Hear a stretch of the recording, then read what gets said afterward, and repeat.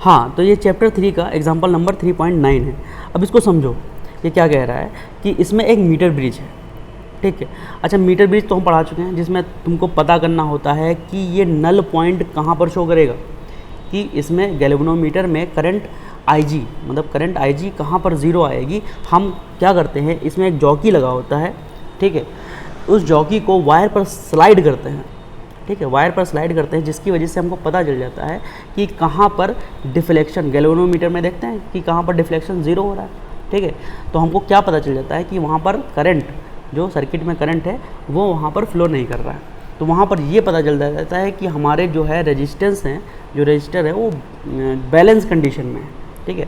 और balance condition क्या होती है कि R/S का रेशियो P/Q के रेशियो के बराबर हो जाए, ठीक है। तो पहली कंडीशन जो क्वेश्चन में दी गई है वो कह रहा है कि पॉइंट A से, यहाँ पर देखो फिगर में देखोगे, पॉइंट A से J के बीच में जो डिस्टेंस है वो 33.7 पर नल पॉइंट को शो कर रहा है। कौन? जॉकी, ठीक है। जॉकी जो है A पॉइंट से 33.7 पर नल डिफ्लेक्शन शो कर रहा है, यहाँ पर करंट फ्लो नहीं करेगा। तो इस कंडीशन में जो हमारे रजिस्टर होंगे वो बैलेंस कंडीशन में होंगे और उनका रेशियो क्या होगा, R/S इजकल टू होगा P/Q। इतनी बात समझ में आई, ठीक है। तो हम क्या करेंगे, सिंपली कुछ नहीं करेंगे, R/S और P/Q की वैल्यू रख देंगे 33.7 और अच्छा ये पूरी वैल्यू कितनी होती है 100 सेंटीमीटर, तो 100 से क्या घटा देंगे 33.7 घटा देंगे, तो वैल्यू आ जाएगी हमारे पास 63.3, ठीक। और यहाँ से हम इसको कैलकुलेट करके R की वैल्यू निकाल लेंगे। R की वैल्यू क्या आएगी हमारे पास 0.508 और हम इससे मल्टीप्लाई कर देंगे, क्रॉस मल्टीप्लाई कर देंगे, तो R इक्वल टू क्या आ जाएगा हमारे पास 0.508। ये थोड़ा डायरेक्ट हुआ है, इसको क्रॉस मल्टीप्लाई करना है, ठीक है। अच्छा, कब करना है, जब हम इसको डिवाइड कर देंगे उसके बाद, ठीक है, कंफ्यूज ना हो जाना, ठीक। दूसरी कंडीशन क्या कह रहा है, दूसरी कंडीशन में ये बोल रहा है after 12 ohm resistance connected with S in parallel. देखो हमारे पास दूसरा जो रेजिस्टेंस है वो हमारे पास है क्या S, और S को हम कनेक्ट कर रहे हैं, सॉरी S को नहीं कनेक्ट कर रहे हैं, 12 ओम के रेजिस्टेंस को हम S से कनेक्ट कर रहे हैं, वो भी कौन सी कंडीशन में, पैरेलल कॉम्बिनेशन। कॉम्बिनेशन कैसा है हमारा, पैरेलल, ठीक है, पैरेलल कॉम्बिनेशन रख रहे हैं, ठीक। तो दो रेजिस्टेंस हो गए, पहला ये हो गया हमारे पास S और दूसरा हो गया 12 ओम, ठीक है। तो दोनों पैरेलल में है, तो पैरेलल में हैं अगर तो उसका क्या निकालेंगे, S इक्विवेलेंट निकालेंगे, मतलब रेजिस्टेंस का इक्विवेलेंट निकालेंगे। तो इक्विवेलेंट निकालने के लिए हमारे पास जो फार्मूला होता है इन पैरेलल कॉम्बिनेशन वो होता है 1/SQ 1/S प्लस 1/12। ऐसे तो लिखोगे, अच्छा ऐसे बता देता हूँ, 1/R इक्विवेलेंट बराबर होता है 1/R1 प्लस 1/R2, यही तो होता है, ठीक। अच्छा, यहाँ पर क्या है, पहला रेजिस्टेंस है S, दूसरा है 12 ओम, तो यहाँ पर रख देंगे 1/SQ बराबर 1/S प्लस 1/12, ठीक। तो यहाँ पर से वैल्यू आ जाएगी S इक्विवेलेंट की 12S, ये देख रहे हो 12S plus sorry upon 12 plus S, ठीक है, क्लियर है। अच्छा, जब हम रेजिस्टेंस लगा देंगे तो सर्किट में कुछ उतार चढ़ाव होगा, ठीक है, तो जिसकी वजह से हम क्या करेंगे, जॉकी को स्लाइड करेंगे फिर वायर पर, फिर देखेंगे कि अब नल डिफ्लेक्शन कहाँ पर शो कर रहा है। तो ये हमको पता चला दूसरी कंडीशन में कि जब हमने रेजिस्टेंस 12 ओम का लगा दिया किसके पैरेलल, S के पैरेलल, ठीक है, तो अब वो पहले जैसी कंडीशन नहीं रही। अब क्या होगा, वहाँ पर नल डिफ्लेक्शन शो नहीं करेगा, कहाँ पर शो कर रहा था 3.7 पर, अब वहाँ पर नहीं करेगा। अब हम जॉकी को फिर जो है स्लाइड वायर पर स्लाइड करेंगे, तो स्लाइड करने के बाद हमको पता चला कि 51.9 पर अब नल डिफ्लेक्शन शो कर रहा है, ठीक है।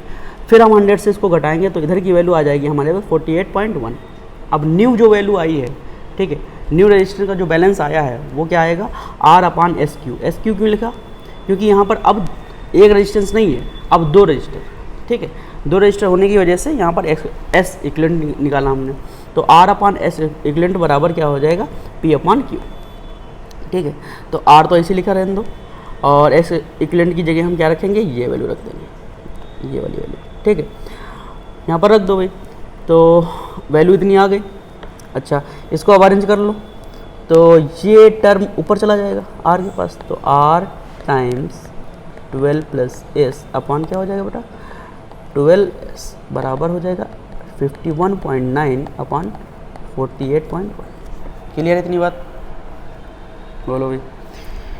अच्छा, हमारे पास आर की वैल्यू क्या आई थी, फिर ऊपर चलेंगे। आर की वैल्यू आई थी 0.508 एस। आर की वैल्यू पुट कर दो 0.508 और इंटू एस और फिर 12 प्लस एस अपॉन 12s बराबर 51.9 और 48.1। देखो ये दोनों कैसे हैं, एस एस कैंसिल आउट हो जाएगा यहाँ से, ठीक है। बचा क्या हमारे पास 5.08 12 प्लस एस अपॉन 12 बराबर 51.9 48.1। अब क्या करोगे, इस टर्म को उठा के नीचे ले जाएंगे हम, तो 12 प्लस एस अपॉन 12 और इसको उठा के नीचे फेंक दो 48.1 इंटू 0.508, ठीक है। अब यहाँ पर क्या करेंगे भाई, इसको सिंप्लीफाई कर लो, तो ये 12 को ऊपर भेज दो, ठीक है। 12 प्लस एस कितना हो जाएगा 51.9 इंटू 12, ठीक है। तो बस कैलकुलेशन है थोड़ी, और वो भी थोड़ी सी ट्रिकी है, ऐसा नहीं है कि बहुत ज़्यादा टिपिकल है कुछ, ठीक। तो 12 प्लस एस बराबर कितना हो जाएगा भाई, इसको अरेंज कर लोगे तो आ जाएगी वैल्यू 25.488, ठीक है।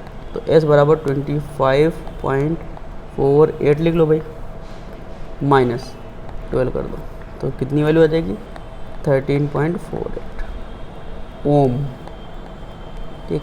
अब इसकी वैल्यू हमारे पास आ गई तो इसको उठा के कहाँ पर रख देंगे, आर की वैल्यू में रख देंगे, है नहीं। तो आर की वैल्यू हमारे पास क्या थी भाई, आर बराबर हमको पता था कितना था हमारे पास, आर बराबर 0.508 इंटू एस था, ये तो था, देख लो भाई, दिखा दें, ये देखो आर इजकल टू, देखो दिख रहा, ठीक है। आगे चलो भाई, अब यहाँ पर एस की वैल्यू रख देंगे हम, और एस की value R equal to 0.508 into S की वैल्यू कितनी है हमारे पास 13.48, ठीक है।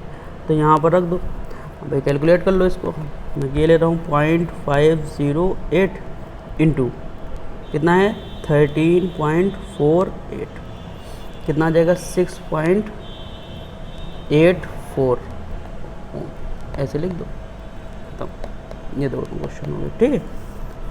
Okay thanks.